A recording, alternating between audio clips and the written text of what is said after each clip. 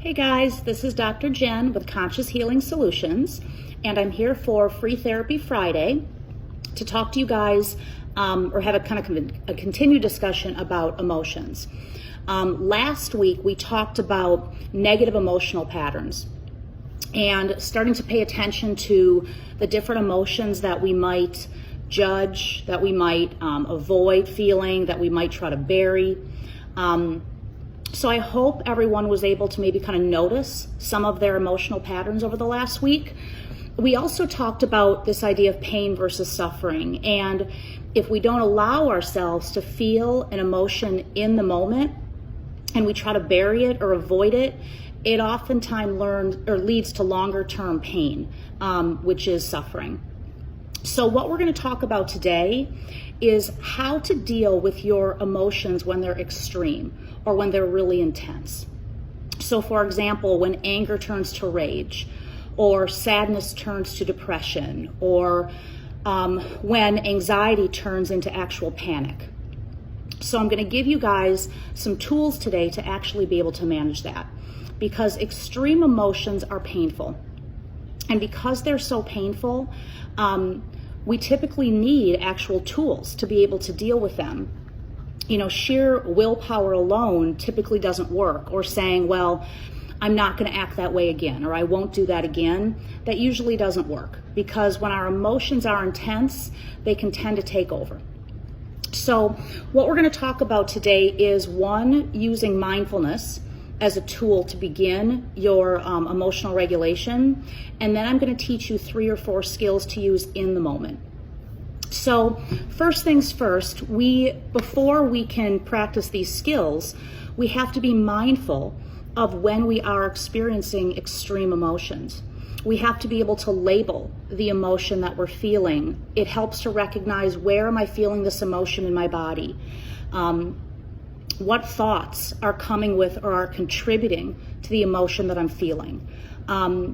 What is my urge? Meaning, when I'm feeling really angry, what is my urge? Do I want to yell at somebody? Do I want to isolate? Do I want to shut down? So I call that an action urge. What's your action urge as a way to deal with or act out in that emotion? So again, first thing, be mindful. The first thing you do, you have to understand, or at least be able to identify, what am I feeling right now? Where is it happening in my body? What am I thinking? And what do I want to do? So that's the first thing. The second part are what I call distress tolerance skills. And distress tolerance skills are a way to deal with an extreme emotion in the moment so we don't make it worse. Distress tolerance skills don't necessarily take away the emotion. They're not meant to. They don't make everything feel all better. What they do, though, is they lessen the intensity of the emotion in that moment, so you can proceed in a healthier way rather than acting out impulsively. So one of the first distress tolerance skills is actually using our senses as a way to soothe and calm in the moment. So for example, some of you maybe have a favorite scent. I have clients who like to light certain candles. This is where aromatherapy or other essential oils comes in to be able to regulate how you're feeling. So soothing scents like lavender, chamomile, vanilla. These are all things that can actually kind of bring down our emotional intensity in the moment if we actually do it. If we do it and are very mindful of what we're smelling. This is why stress balls were invented, because our sense of touch, right, of holding on to something else can actually, in the moment, kind of distract us from the intensity of the emotion. Again, it doesn't take it away, but it lessens it. Another way to use our senses is using temperature. So that sensation, again, of touch. We know that temperature can actually regulate our bodies.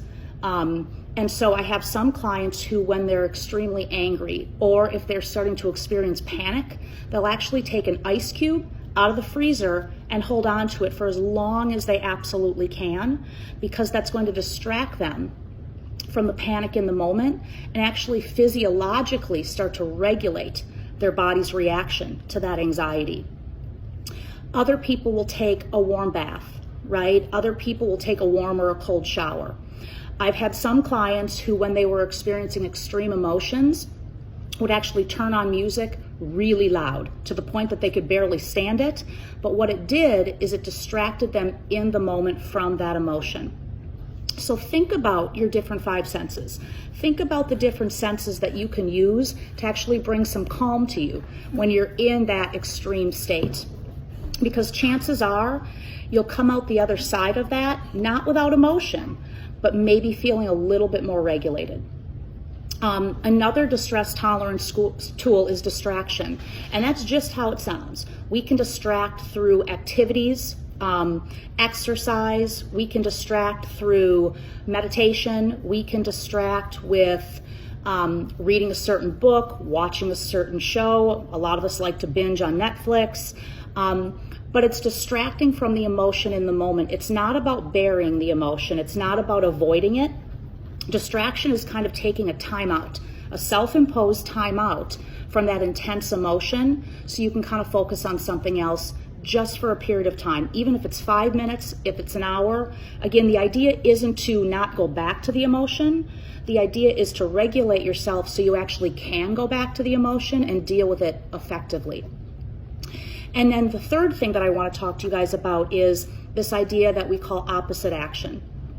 And when we talk about emotional regulation and opposite action, what it means is acting in opposite to the emotion.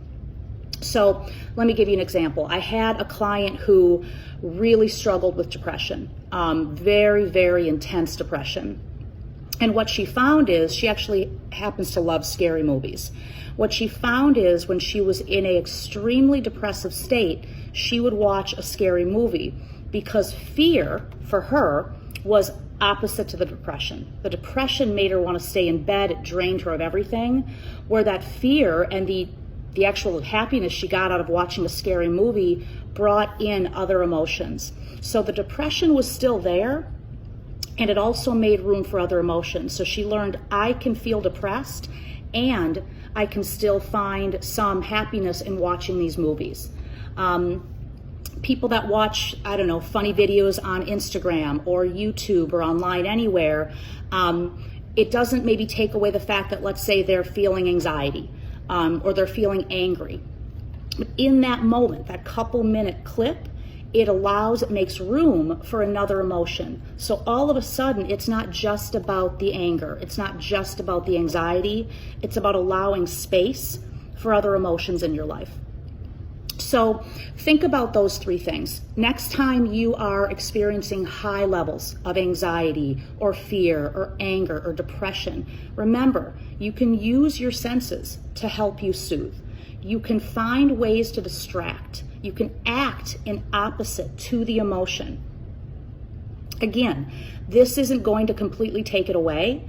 It is going to, though, start to lessen it, lessen the intensity of it. I call it kind of softening the edges of that intense emotion.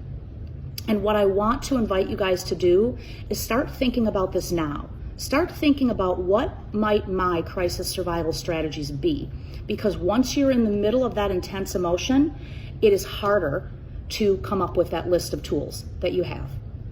So I hope today was beneficial for you. If it was, I really welcome you to share the video, like the video. A couple of you have reached out to me and you say that you're watching it with your kids together, or there are pieces of it that are really helping you.